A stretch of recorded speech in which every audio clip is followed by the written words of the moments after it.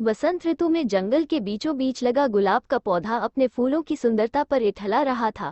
पास ही लगे चीड़ के कुछ पेड़ आपस में बातें कर रहे थे। एक चीड़ के पेड़ ने गुलाब को देखकर कहा, गुलाब के फूल कितने सुंदर होते हैं, मुझे मलाल है कि मैं इसके जैसा सुंदर नहीं हूँ।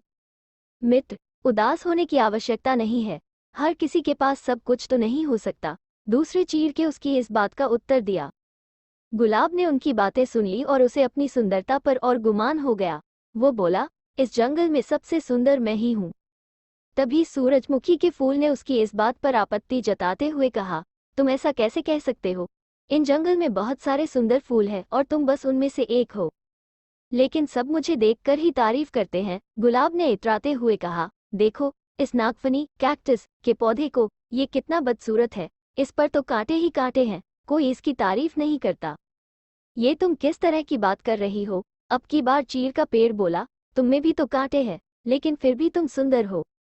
गुलाब को इस बात पर गुस्सा आ गया, तुम्हें तो सुंदरता का मतलब ही नहीं पता। तुम इस तरह मेरे कांटों और उस नागफनी के कांटों की तुलना नहीं कर सकते। हम में बहुत फर्क है, मैं सुंदर हूँ और वो नहीं। तुम्हें घमंड चढ़ गया है गुलाब। इतना कहकर चीड़ के पेड़ ने अपनी डालियों दूसरी ओर झुका ली। इन सबके बीच नागफनी का पौधा चुपचाप रहा, लेकिन गुलाब ने गुस्से में अपनी जड़ें नागफनी के पौधे से दूर हटाने की कोशिश की, लेकिन ऐसा संभव नहीं था। कुछ देर प्रयास करने के बाद गुलाब ने चिढ़कर नागफनी के पौधे से कहा, तुम एक निरर्थक पौधे हो, तुम में न सुंदरता है, नहीं तुम किसी काम के हो। मुझे दुहक है कि मुझे तुम्हारे पास रहना पड़ रहा है। गुलाब की बात सुनकर नागफनी को दुहक हुआ और वो बोला, भगवान ने किसी को भी निरर्थक जीवन नहीं दिया है। गुलाब ने उसकी बात अनसुनी कर दी। मौसम बदला और वसंत ऋतु चली गई। धूप की तपिश बढ़ने लगी और पेड़ पौधे मुरझाने लगे। गुलाब भी मुरझाने लगा।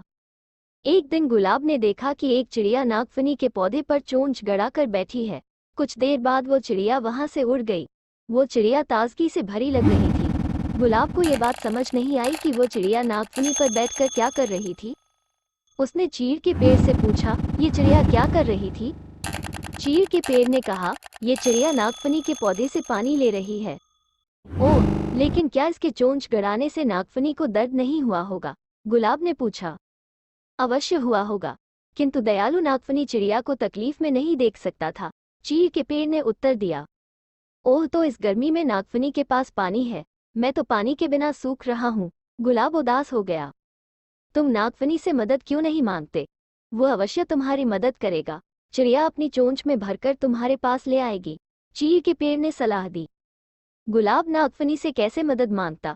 उसने तो अपनी सुंदरता के घमंड में उसे बहुत बुरा भला कहा था। लेकिन तेज धूप में अपना जीवन बचाने के लिए आखिरकार एक दिन उसने नागफनी से मदद मांग ही ली। नागफनी दयालु था, वो मदद के लिए फौरन राजी हो गया। चिड़िया भी मदद को आगे आई। उसने नागफनी से पानी चूसा और अपनी चोंच में भरकर गुलाब के पौधे की जड़ों में डाल दिया। गुलाब का पौधा फिर से तरोताजा हो गया।